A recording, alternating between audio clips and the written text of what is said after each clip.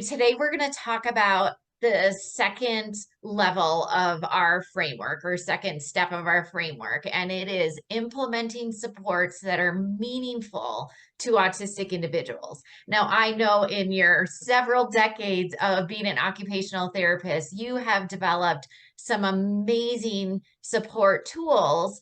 And one thing that you have taught to me is when you understand how the autistic brain works, you understand how to create supports that are meaningful. So what I want to talk about today are the three key things that you incorporate with all supports, and it's the visual piece, the information being concrete, and then explaining the why. All of our tools incorporate those three things. So talk a little bit more about those key components in all of our supports.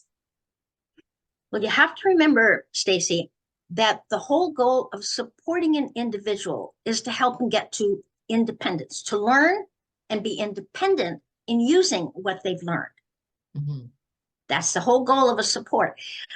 If you provide too much support, that individual is going to end up becoming dependent on you, especially if they don't understand the purpose of why they're learning it or how they're supposed to implement it. What purpose it may have in their life. And if they don't understand the directions, just showing them or even physically prompting them, which is our methods currently being used a lot, only helps them memorize what you want from them. So they get their reward. Yes, you've accomplished your goal. They can physically do it, but you're missing the whole purpose of providing support is to lead to independence and generalization. Mm-hmm. So if you're going to support an autistic individual, you have to, number one, tap into their strengths, which for most autistics, and again, everybody's an individual, so it doesn't always apply. You've got to look at their individual strengths. But for many autistics, the visual is stronger than the auditory. So showing them, having them do it, somehow where they're involved in seeing and doing is going to be much more meaningful than you verbally directing and explaining to them what they should do.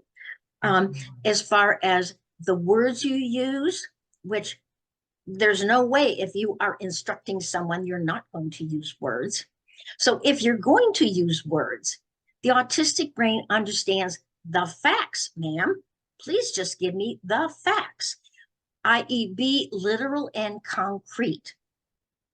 If you flower your words and you start using generalizations or shortcuts, which typical people do, we're going to ignore it because we don't process those subtleties in language that people use. So the forms allow the words to be there on the paper and they don't change. Mm-hmm. That's why a lot of autistics use videos to learn, because they use the same words over and over and over, and we can watch it over and over until we figure out what those words mean. And we see the same visual image over and over. Whereas people tend to like change, and they change the words, they change the gestures they use, they change the pictures they use, and now we're confused. So this is why I often recommend as a support is a video. Well, a video can be a form of assistive technology because it appeals to the way the autistic learns, which is through visual, concrete, and repetition. And then you get to the final part of it is that if it doesn't help us understand why we're doing it and how that's going to benefit me in my life outside of right now, we're not going to become independent and we're not going to generalize it.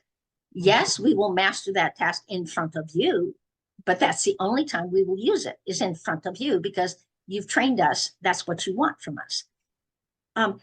So the tool that or assistive device has to by nature to be an assistive device, it has to be able to help you to do whatever it is you're trying to do faster, easier, and better than you can do it without it. Mhm. So that leads to independence because if now I understand the form and the words stay the same and they're concrete and literal, and there's an explanation that says, why are you learning this? What are you learning and why? I can always go back and reread it many, many times as I need to figure it out. Mhm. Then once I experience it, I can go back to the words and say, oh, that's what it was talking about. Now I can relate to it. So the tool itself, rather than you, are helping them to learn better, faster, and easier and understand what it is they're learning. And they get the idea of why they're learning it so they can use it at other times. I love it. One of our forms that we're going to give away this week to therapists, because I see this problem pop up a lot with therapists, and ironically, it is problem solving. But I think even as therapists, they don't necessarily see it as a problem. There was a post recently about a therapist asking about an alternative to hand over hand when a child was trying to put a shape into a shape sorter. And I said, whoa, teach problem solving. Oh, I tried to put the star into the circle. It's not working. What else could I do? And so I love our trial and error form. And I feel like we have a trial and error form, then kind of a higher cognitive thinking problem solving form that I say is definitely for level one autistics, but the trial and error form, I feel like that's really for everyone. We all trial and error things. And I often I often find that our clients when they're upset, it usually is because of a problem. And Mhm. so actually, I talk with all of my parents about, hey, this is a problem. Let's help them trial and error through the problem. And we pull out the visual. And I feel like with a lot of our tools and a lot of our visuals, it's for us therapists as much as it is for our clients. And I Mhm. find that after a while, sometimes I got to remember to bring the form out because I'm just doing it naturally all the time where it's like, hey, we've got a problem, let's think of a solution here, let's try this, did it work? No. Okay, let's go back and think of another solution, and just teaching that strategy. And I feel like it has been a game changer. And I have parents that are like, oh, they're tantruming less, they're being more independent, which Mhm. is really our goal. And I mean, Right. tantrum, I'm talking about our littles, but I have a client who was 30 and would get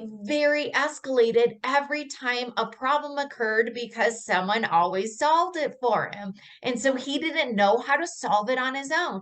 And once we went through the strategies and went through that whole process of, oh, it's a problem, let's think of some solutions, he would actually text me and be like, I solved another problem. He felt so Competent. independent with the whole process. So I love this one. So we have to share it with the world. It'll be a freebie for everyone this week. Okay, great. Thank you. Awesome. Thanks, Sue.